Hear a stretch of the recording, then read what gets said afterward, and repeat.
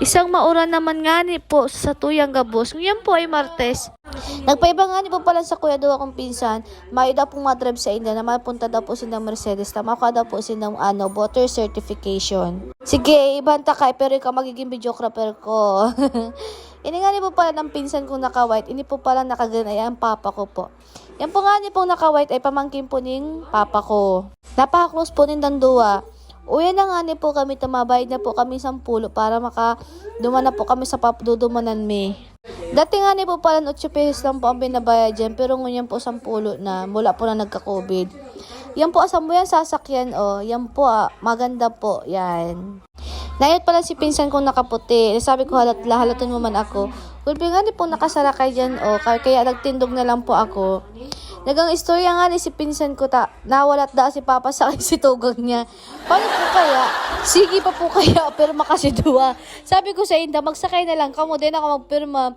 Kami pong duwa ay nagbayad lang. Di man po kami nagpirma. Okay man lang din po ito. Basta mauga ka po kayo itataong. Garo po ticket man sa Inda kung apo doon.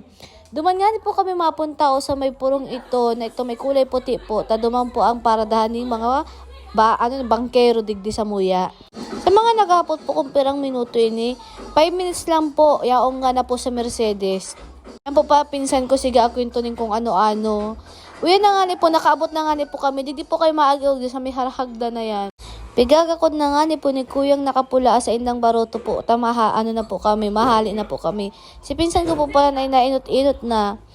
Nakakapangalat nga ni po, si papa sa kasi yung pinsan ko po yan ay nawalat, kaya uya po, inuran na sinda. Hiningirit ang ningaling Marian dyan.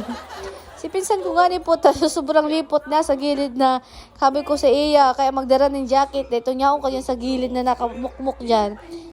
Good po pala hindi din nagsasakay ng mga estudyante sa may samuya kasi mas barato po kaya ang pamasahe. Mas nakakatipid po pa talaga kung madyan ka pumasakay para sa mga estudyante po. Mas barato po dyan, 10 man lang. Pero kung harani ka man lang din po sa Mercedes, dyan ka na din po magsakay. Pero kung harayo man po, ugaman po ibang sakayan dyan. Si napapangirat nga ni Pano kay papatahilingin man na abangso. May abangs nga ni po iyon na maray. Nagkangirat nga niya ako si Papa, nagpila man daw digdi sa may nagpipirilat na ugada ang sarahodan. Sabi ko, Papa, di ka man sasahudan yan, taday ka man digdi nagtatrabaho sa munisipyo. Pero di man po parang dokumenta po pala na sa sarahodan, garo kinukuha lang po si mga ID pinaragawa. Uwi na nga ni po si Tulo, nagalat-halat na lang po. At dahil nga ni po nagutom kami, uya po, basta Pilipino talaga madiskarte. Yan pong sarong Coca-Cola na yan ay pag-aapoto mo po yan para makatipid po kami. May po palang kaming kwarta dyan, kaya dapat po kami magtipid. Eksakto lang po nga ni pala si tinausa mo yung kwarta. May pamasahe pa po kami dyan 40 pesos. Taapat man po kami, tig 10, di bali 40 po. Si Papa pala nilalagaan ako digdi. Sabi ko, papalagaan mo ako, video ako. O sa inka, mayo yan motor pero naka-helmet. Sabi naman nga kapinsan ko, ako naman niyo alagaan mo, baka maubusan ako. Naghiling-hiling nga isa ro kong pinsan na may ugang panyo sa may payo. Baka maubusan man daw siya. Si Papa talaga nakakapangret. Dahil man nga nakamotor pero naka-helmet. Kaya hiling ni Papa angko kung kasya pa sa iya.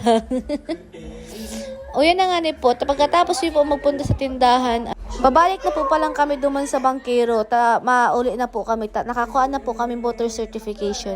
Pinapaada ko po iniinom kong soft drinks. Kaligan na po si Papa, sa ka pa, naka-helmet niya.